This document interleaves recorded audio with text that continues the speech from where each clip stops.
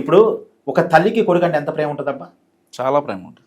అందులో వైఎస్ విజయమ్మ జగన్ మీద పుస్తకం రాశారు. జగన్ కోసమే రాజకీయాల్లోకి వచ్చారు. అలవాటు లేదు. రాజశేఖర రెడ్డి గారు ఉన్నప్పుడు ఎప్పుడు రాజకీయాల్లోకి వచ్చిన వ్యక్తి కాదు. కానీ ఇవాళ ఆమె లెటర్ రాసే పరిస్థితి వచ్చిందంటే ఎంత ఆత్మశోభతో రాసి ఉంటారు. ఇవన్నీ కాదబ్బా. ఇప్పుడు నీకు ఇండియన్ మన భారత కుటుంబ వ్యవస్థ గురించి బాగా అవగాహన ఉంది కాబట్టి ఒక జర్నలిస్ట్ గా నేను అడుగుతున్నాను. తండ్రి లేడు కుటుంబంలో, ఇంకెవరు పెద్ద? ఆబ్వియస్లీ తల్లి కదా. ఇప్పుడు తల్లి వాళ్ళకిద్దరికి ఉన్నది జగన్ షర్మిల. ఇప్పుడు ఎవరికి ఆస్తి ఇవ్వాలనే డెసిషన్ మేకర్ ఎవరు? తల్లి. మరి విజయమ్మ మాట వినకుండా ఆస్తి మొత్తం నాదే అంటాడేంటి జగన్మోహన్ రెడ్డి? పైగా విజయమ్మని కామెంట్ చేయడానికి వైసీపీ నాయకులు పంపిస్తాడేంటి? అది కుటుంబ వ్యవహారమా, పార్టీ వ్యవహారమా? వైసీపీ పార్టీకి ఏం సంబంధం? అది వైసీపీ పార్టీ అనుకున్నా కానీ ఆ పార్టీ పెట్టడానికి పునాది వేసింది విజయమ్మ షర్మిలానే కదా. వీళ్ళెవరు అసలు? రాచమల్లి శివప్రసాద్ రెడ్డి జగన్ ని నెత్తి మీద మోసి నాయకుడిని చేశాడా? జగన్మోహన్ రెడ్డి నాయకుడిని చేసింది షర్మిలమ్మ విజయమ్మ కదా. వైసీపీ పార్టీకి సానుభూతిని క్రియేట్ చేసి పెట్టింది విజయమ్మ షర్మిలమ్మ కదా. ఒక కుటుంబ వ్యవహారాన్ని బయటకు వచ్చి రాజమల్లి మాట్లాడేది అసలు అంటే ఖచ్చితంగా జగన్మోహన్ రెడ్డి చేస్తున్న అన్యాయం.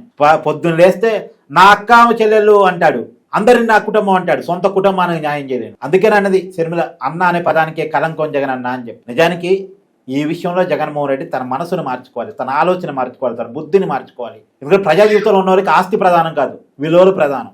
సరే పోనీ జగన్మోహన్ రెడ్డి సొంత ఆస్తి అనుకో, ఏముంది? చెలికేగా ఇస్తుంది, వేరే వాళ్ళకి కాదుగా.